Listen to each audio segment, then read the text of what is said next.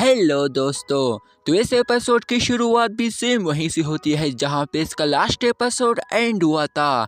तो अब हमारा ये वाला एपिसोड स्टार्ट होता है। तो हम उसी महल को देखते हैं जहां बाहर लिंग डोंग खड़ा हुआ होता है और उसे देखकर सभी वहां के लोग आपस में बात कर रहे होते हैं कि ये लड़का आखिर कौन है और यहाँ यिंग कूस दरवाजे के सामने ऐसे बिना वजह क्यों खड़ा है। कहीं यहाँ कोई गड़बड़ तो नहीं करने आया है, आखिर चाहता क्या है। वहीं लिंग डोंग इन सभी की बातें को इग्नोर करते हुए खामोशी से खड़ा होकर इंतजार कर रहा होता है कि कब अंदर से कोई बाहर आएगा। तभी वहां का मेन दरवाजा खुल जाता है जिसे यंग मास्टर टोंगली और उसके सभी सोल्जर्स बाहर आ जाते हैं। तभी टोंगली गुस्से के साथ कहता है कि लिंग डोंग, मैंने बिल्कुल भी सोचा नहीं था कि तुम उस एंशिएंट मोन्यूमेंट से जिंदा वापस बाहर आ जाओगे। इस पर लिंग डोंग उसे जवाब देता है कि यार माफ करना, मैंने तुम्हारी सोच को गलत साबित कर दिया है। इस पर टोंगली जवाब देता है कि बच्चे, तुमने अपनी मौत खुद मेरे दरवाजे के सामने पेश कर दी है। हाई रैंकिंग कुंग-फू, कुई और क्रिश्चियन रिलम का मार्शल आर्ट जो तुम्हारे बॉडी में है, आज वो सब मैं तुमसे अपने हाथों से हासिल कर लूँगा। इस पर लिंग डोंग उसे जवाब देता है कि सब तो तुम्हारे सामने ही है, पर मुझे डर है कि ये तुम जैसा इंसान कभी भी हासिल नहीं कर सकता।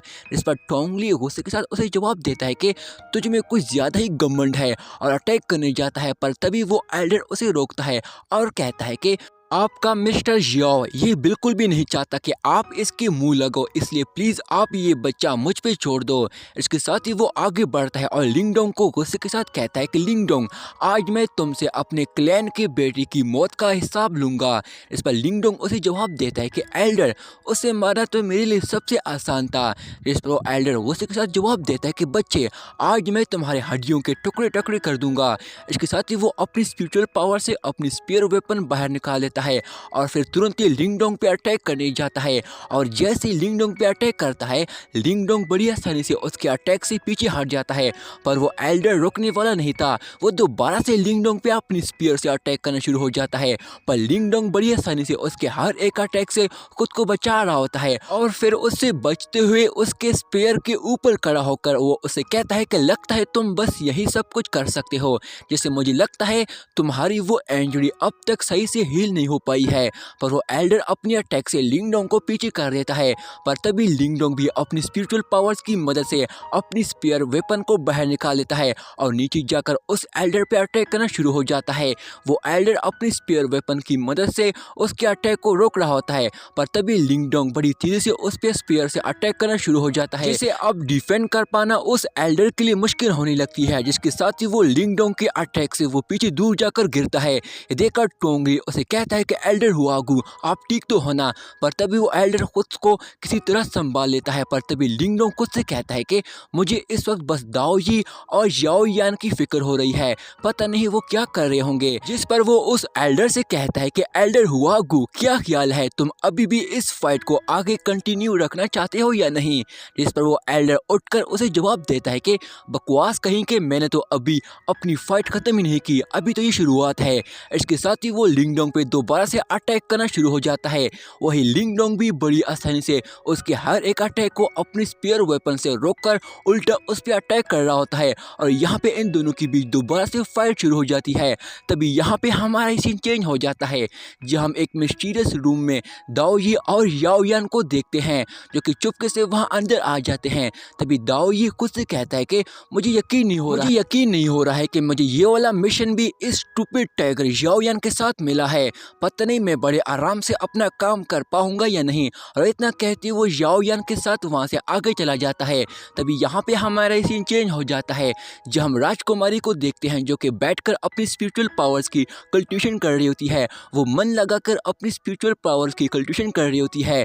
तभी उसका एक गार्ड वहां घबराते हुए आ जाता है कि राजकुमारी, हमारी बात सुनो। जिस पर राजकुमारी उसे जवाब देती है कि आखिर किस बात पे तुम इतने घबराए हुए हो। जिस पर वो गार्ड उसे जवाब देता देता है कि राजकुमारी वो लड़का काफ़ी स्मार्ट है। आपको पता है लिंगडोंग वहाँ यिन कुइजोंग के सेट के गेट के सामने किसी के साथ फाइट कर रहा है। ये सुनकर राजकुमारी हैरान होते हुए उसे पूछती है कि लिंगडोंग, क्या कहा तुम्हें सच में यकीन है वो लिंगडोंग है? इस पर वो जवाब देता है कि राजकुमारी, मैंने अपने आंखों से उसको वहाँ देखा है, मैं सच कह रहा हूँ। इस पर राजकुमारी जवाब देती है कि मुझे यकीन नहीं हो रहा है, वो जिंदा वापस वहाँ से आ गया है, चलो चले और उसे देखते हैं। और जैसे वो आगे जाने लगते हैं कि तभी सेक्ट मास्टर आ जाता है और उनसे पूछता है कि राजकुमारी कियान, आप बाहर क्यों जाना चाहती हो? इस पर राजकुमारी जवाब देती है कि पिताजी, वो लड़का वापस आ गया है और वो यहाँ पर वो अभी भी येन कुइजोंग सेट को चैलेंज दे रहा है। इस पर सेक्ट मास्टर उसे जवाब देता है कि अच्छा, तो ये वो लड़का है जिसके बारे में तुमने मुझे पहले बताया था, ये तो लाजवाब है, मैं भी अब उसे देखना चाहूँगा कि आखिर वो कितना ताकतवर है। इस पर राजकुमारी उसे कहती है तो चलो जल्दी वहाँ चलते हैं। इसके साथ ही वो तीनों वहाँ के लिए निकल जाते हैं। तभी यहाँ पे हमारा ये सीन चेंज हो जाता है, जहाँ हम देखते हैं कि लिंगडोंग अपनी एक या अटैक से उस एल्डर को पीछे दूर फेंक देता है और फिर उसे कहता है कि लगता है एल्डर हुआगू में अब पहले जैसी ताकत नहीं है, अगर तुम और लड़ना चाहते हो तो मैं अभी भी बोर नहीं हुआ हूँ। ये सुनकर उस एल्डर को बहुत ज़्यादा गुस्सा आ रहा होता है। तभी उसकी हालत को देखकर वहाँ के सभी लोग आपस में बात करने लगते हैं कि ये बच्चा तो काफ़ी लाजवाब है, आखिर कौन है ये लड़का, इतना स्मार्ट है कि इसने अकेले ही वांग येन को भी हराया था और अब इसकी भी हालत ख़राब कर दी। और मैंने सुना है कि इसके हाथों एंशिएंट स्वॉर्ड सेक्ट भी पूरी तरह बर्बाद हो गया था। तभी राजकुमारी और उसका पिताजी और बाकी सभी वहाँ पहुँच जाते हैं और उन्हें देखने लगते हैं। वहीं उसका पिताजी उसे कहता है कि वाह, मैंने कभी सोचा नहीं था कि इस ओल्ड मैन को कोई इतनी आसानी से हरा पाएगा, क्योंकि ये अपने ज़माने में काफ़ी ताकतवर हुआ करता था। इस पर राजकुमारी जवाब देती है कि लिंगडोंग को देखकर लगता है कि इसकी कल्टीवेशन में काफ़ी ज़्यादा इम्प्रूवमेंट हुई है। वहीं दूसरी तरफ टोंगली आगे बढ़ते हुए उस एल्डर से कहता है कि एल्डर हुआगू, आप पीछे हट जाओ, मैं इसे देखता हूँ। जिस पर वो एल्डर उसे कहता है कि यंग मास्टर, ये गलत है।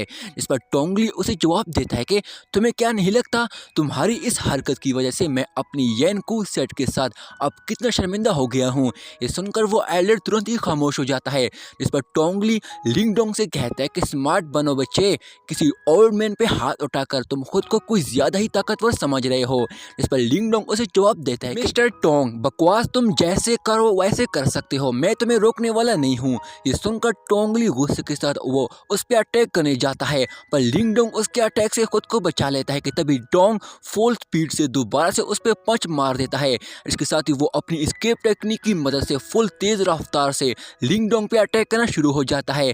लिंगडोंग भी बड़ी तेजी से उसके हर एक अटैक को अपनी स्पेयर वेपन से डिफेंड कर रहा होता है। ये देखकर राजकुमारी कहती है कि सोचा नहीं था कि टोंगली 9 ग्रेट मार्शल स्पिरिट को हासिल कर लेगा, ये तो काफ़ी ऑसम टेक्निक है।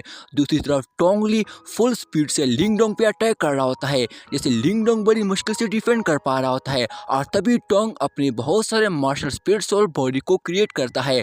फिर तुरंत ही एक साथ वो सभी लिंगडोंग पे अटैक करने जाते हैं, पर इससे पहले ही लिंगडोंग अपने डीमन एब ट्रांसफॉर्मेशन कर देता है और वो उन सभी को अपनी पावर्स एनर्जी की ऑरा ब्लास्ट की एनर्जी से पीछे कर देता है। लिंगडोंग की ये एनर्जी की ऑरा वहाँ के चारों तरफ दूर दूर तक फैल जाती है, जिसे वहाँ के मामूली लोगों के लिए बर्दाश्त कर पाना काफी मुश्किल हो रहा होता है। कि तभी हम लिंगडोंग की डीमन लुक देखते हैं, जिससे वो काफी ज्यादा खतरनाक डीमन लग रहा होता है, पर वो बस हल्की सी एक स्माइल करता है और उससे कहता है कि तुम्हारी 9 ग्रेट मार्शल आर्ट वाकई में काफी पावरफुल है। इस पर टोंगली उठकर उसे जवाब देता है कि बच्चे, तुम्हारी मार्शल आर्ट किधर है? तुम अपनी मार्शल आर्ट बाहर क्यों नहीं निकाल रहे हो? कहीं ऐसा तो नहीं है कि तुम मेरे जितनी पावरफुल मार्शल आर्ट रखने के काबिल अभी नहीं हुए हो या फिर कभी प्रैक्टिस ही नहीं कर पाए हो? इस पर लिंगडोंग जवाब देता है कि मैं सिर्फ अपनी मार्शल आर्ट ऑफ क्रिएशन का इस्तेमाल करके ही तुम्हें हरा सकता हूँ। ये सुनकर टोंगली गुस्से के साथ उसे कहता है कि जल्दी तुम्हें इस बात का पछतावा होगा। इसके साथ ही वो एस्केप टेक्निक का इस्तेमाल करते हुए अपने सभी मार्शल स्पिरिट सोल बॉडी की मदद से एक साथ लिंगडोंग पे अटैक करने जाता है, पर लिंगडोंग बड़ी आसानी से उनमें से हर एक को खत्म करते हुए बड़ी आसानी से टोंगली को ही जमीन में गाड़ देता है। इसके साथ ही टोंगली उसकी नजर से खुद को गायब होकर तुरंत ही अपनी सभी मार्शल स्पिरिट बॉडी को वापस रख लेता है और अचानक से लिंगडोंग के पीछे सामने आकर उससे कहता है कि बच्चे, क्या तुम्हें सच में लगता है कि तुम मुझे इस 2 टके की पावर से हरा दोगे? पर अब मैं तुम्हें खत्म करने वाला हूँ। इसके साथ ही वो अपनी स्वॉर्ड निकालकर अपने सभी मार्शल स्पिरिट बॉडी की मदद से लिंगडोंग को चारों तरफ उसे घेर लेता है। तभी वो एल्डर उसे कहता है कि यंग मास्टर, इस बच्चे को जान से मार दो। तभी टोंगली फ्लैश की स्पीड से भी तेज रफ्तार से लिंग डोंग पे अटैक करने लगता है, पर लिंग डोंग अपनी इंस्टेंट आई पावर्स की मदद से उसके दोनों मास्टर स्पिरिट बॉडी को वहीं रोक देता है, और जैसे बाकी दो अटैक करने आते हैं वो उन्हें भी अपनी पावर से वहीं रोक देता है। ये देखकर राजकुमारी भी काफी हैरान हो जाती है। तभी लिंग डोंग उन सभी की स्वॉर्ड को डिस्ट्रॉय करते हुए उन सभी को अपने एक ही ब्लास्ट पावर अटैक से उन्हें दूर फेंक देता है, और इस ब्लास्ट से उसकी डिवाइन पावर्स एनर्जी चारों तरफ फैल जाती है। इसे देखकर शक मास्टर राजकुमारी से कहता है कि आखिर एक बच्चा इतना पावरफुल कैसे हो सकता है, ये मेरे ग्रेट डीमन शक जितना पावरफुल लग रहा है। दूसरी तरफ टोंगली बड़ी मुश्किल से खुद को बचा लेता है, पर तभी लिंग डोंग फुल स्पीड से उसके पास जाकर उस पर पंचेस की बारिश कर देता है। वो टोंगली को पटक पटक के मार रहा होता है। उसका एक पंच एक 50 टन के बराबर होता है, जिस वजह से टोंगली संभाल नहीं पा रहा होता है और वो उसके पंच अटैक से दूर जाकर गिरता है, और काफ़ी जख्मी होने की वजह से अब वो उठ भी नहीं पा रहा होता है। उसकी हालत को देखकर लिंग डोंग उसे कहता है कि मिस्टर टोंगली, मैंने कहा था ना, आपको हराने के लिए मुझे मेरी अपनी मार्शल आर्ट की जरूरत ही नहीं पड़ेगी। तभी टोंगली उठने लगता है, जिसे देखकर तुरंत ही सभी सोल्जर्स उसके पास आते हैं कि यंग मास्टर आप ठीक तो हो ना। जिस पर टोंगली लिंग डोंग से कहता है कि आज जो भी हो जाए मैं तेरी जान लेकर ही रहूंगा, और फिर अपने गार्ड्स को ऑर्डर देता है कि जल्दी से सभी अपनी येन कोलैप्स ट्रोल आर्रे फॉर्मेशन को एक्टिवेट करो। इस पर तुरंत ही सभी सोल्जर्स अपनी पावर्स एनर्जी आसमान की तरफ शूट करते हैं, जिससे वहां आसमान में एक पावरफुल फॉर्मेशन आर्रे एक्टिवेट हो जाती है। इसे देखकर शक मास्टर राजकुमारी से कहने लगता है टोंगली को उसे मारने की कुछ ज्यादा ही जल्दी है, ऐसी फॉर्मेशन क्रिएट करने की इसकी हिम्मत कैसी हुई। इस पर राजकुमारी उसे जवाब देती है कि डैड, क्या हम यहाँ हाथ पे हाथ रखकर उन्हें देखेंगे या उनकी मदद भी करेंगे। इस पर वो जवाब देता है कि ये फाइट लिंग डोंग और यंग सेट के बीच हो रही है, हम बस दूर से इन्हें देख सकते हैं। दूसरी तरफ लिंग डोंग उस फॉर्मेशन आरे को देखकर जरा बराबर भी रिएक्ट नहीं कर रहा होता है। तभी उस फॉर्मेशन से काफी खतरनाक किस्म की एनर्जी रिलीज होने लगती है। इसे देखकर बाकी सभी लोग अपनी जान बचाने के लिए वहां से भागना शुरू कर देते हैं। तभी वो फॉर्मेशन आरे लिंग डोंग पे अटैक करना शुरू हो जाती है। वही लिंग डोंग उनकी तरफ भागते हुए उनकी हर एक अटैक को डिस्ट्रॉय कर रहा होता है, और बड़ी आसानी से उनके अटैक से बचकर ऊपर की ओर आ जाता है। तभी टोंगली उस फॉर्मेशन की पावर्स को ऑब्जर्व करते हुए उससे लिंग डोंग पे एक पावरफुल अटैक शूट कर देता है, जिसे लिंग डोंग अपनी हैवनली ड्रैगन हेलबर्ड मेथड अटैक से बड़ी आसानी से डिस्ट्रॉय कर देता है, और इस ब्लास्ट की वजह से वो फॉर्मेशन अरे भी पूरी तरह डिस्ट्रॉय हो जाती है। इसके साथ ही लिंग डोंग भी नीचे आ जाता है। वही लिंग डोंग को देखकर शक मास्टर भी हंसता है कि बच्चा तो वाकई में काफी हिम्मत वाला है। तभी टोंगली लिंग डोंग को देखकर गुस्सा हो रहा होता है, जिस पर वो एल्डर उसे कहता है कि यंग शक मास्टर, ये फॉर्मेशन तो डिस्ट्रॉय हो चुकी है, सभी डिसेबल ने अपनी काफी पावर्स इस पे जाया कर दी है, इसलिए सभी को इसे संभाल पाना मुश्किल हो रहा है। जिस पर टोंगली गुस्से के साथ उसे कहता है कि मुझे आज हर हाल में इस बच्चे की मौत चाहिए, और फिर सभी को ऑर्डर देता है कि सभी दोबारा से ग्रैंड फॉर्मेशन तैयार करो। इसके साथ ही वो सभी एक साथ दोबारा से अपनी स्पिरिचुअल पावर्स की मदद से उस फॉर्मेशन आरे को दोबारा से एक्टिवेट कर देते हैं। वहीं टोंगली भी अपनी स्पिरिचुअल पावर से उसकी पावर्स को और ज्यादा बढ़ा देता है। तभी लिंग डोंग खुद से कहता है कि पता नहीं दाओजी और याओ यान अभी तक बाहर क्यों नहीं आए हैं।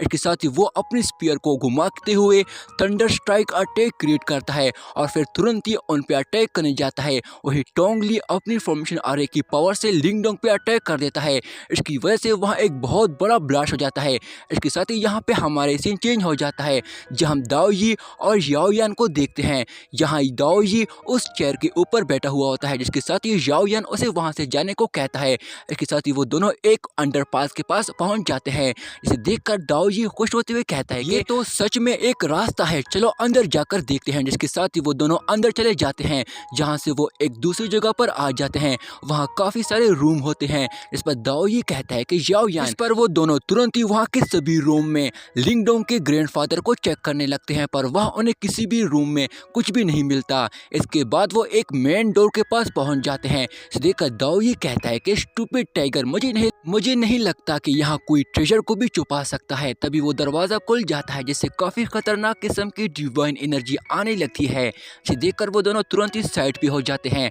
असल में ये एनर्जी लिंग डोंग के उस ब्लास्ट की वजह से चारों तरफ फैल रही होती है, क्योंकि उसने अपनी ब्लास्ट से उस फॉर्मेशन आरे को पूरी तरह डिस्ट्रॉय कर दिया होता है। जिस पर वो कहता है कि ये फॉर्मेशन तो बहुत ही बेकार थी, तभी टोंगली गुस्से के साथ ऑर्डर देता है कि चलो एक और फॉर्मेशन अरे एक्टिवेट करते हैं। इस घमंडी को इसको सबक सिखाते हैं। इस पर वो एल्डर उससे कहता है कि यंग सेक्ट मास्टर, हमारे सभी डिजाइबल ने अपनी पूरी पावर इस पे लगा दी है, अब वो सभी कमजोर पड़ गए हैं। तभी ये देखकर राजकुमारी कहती है कि लगता है ये कोई जोंग सेक्ट जल्दी मुसीबत में पड़ने वाला है, ये लोग जल्दी हार जाएंगे। तभी एक बहुत ही बड़ा ब्लास्ट हो जाता है जिसे वो सभी देखने लगते हैं। इसके साथ ही वहाँ उस ब्लास्ट से याओयान और दाओयी बाहर आ जाते हैं और लिंग डोंग को कहते हैं कि तुम्हारा ग्रैंडफादर यहाँ हमें कहीं भी नहीं मिला, चलो यहाँ से निकलते हैं। कि तभी वहाँ एक फॉर्मेशन अरे पावर एक्टिवेट हो जाती है जिसे एक खतरनाक किस्म का वॉरियर बाहर आ जाता है और काफ़ी ज़्यादा हंसता है और लिंग डोंग से कहता है कि कहाँ भाग रहे हो, तुम्हारी हिम्मत कैसे हुई यहाँ आने की। इसके साथ ही दोस्तों हमारा ये वाला पार्ट यहीं पे एंड हो जाता है। दोस्तों मार्शल यूनिवर्स सीजन 4 के अगले एपिसोड में हमें काफ़ी ज़्यादा इन दोनों के बीच काफ़ी दमदार फाइट देखने को मिलने वाली है। तब तक के लिए मेरे इस चैनल को सब्सक्राइब करके इस वीडियो को लाइक कर देना। शुक्रिया।